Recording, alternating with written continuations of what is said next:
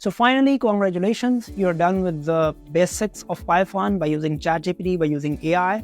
Now, this is a kind of a bonus module where we are going to learn about libraries. So far, we have also learned how to create a module, how to import the module. In this section, we are going to learn how we can use the built-in modules of Python, built-in libraries of Python.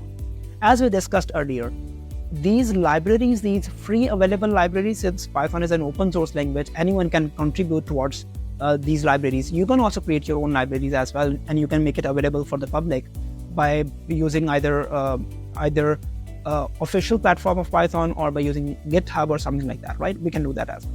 But right now, we are going to learn how we can use the libraries which are available in Python. Right now, over 200,000 free libraries available in Python. So obviously, we're not going to use 200,000 libraries in this course. Sorry. I'm just gonna tell you how to overall import different libraries of Python, right? And how to perform different procedures on the data by using Python and Pythonic libraries. First of all, we're going to talk about pandas, which is used for data analysis by using Python.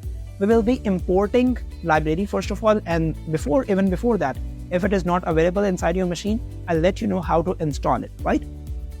Once it is installed, it is imported, then we'll see how we can load the data from an external file inside Python, and then how to work with it, how to perform different kind of analysis on this data, how to perform different kind of summarization on the data, how to filter the data depending upon different conditions, different scenarios, how to deal with the missing values in the data, how to visualize the data. Visualization is another very important factor in overall data analysis domain. For example, if I have a huge amount of data, statistical data, obviously I'm talking about statistical data, and I have to check out the summary of the data, it will be very difficult for me to go out in every column and row and check out what is the value of the data and so on and so on. Perhaps I can draw a beautiful chart, a beautiful graph in order to know what this data is telling me, what is the trend of this data.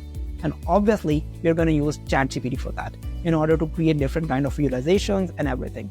For visualization, there are other libraries which are also very, very common, very important, like Matplotlib, Seaborn, Plotly. So we are just going to have a bit of glimpse of those libraries as well. And finally, we have a tiny machine learning project.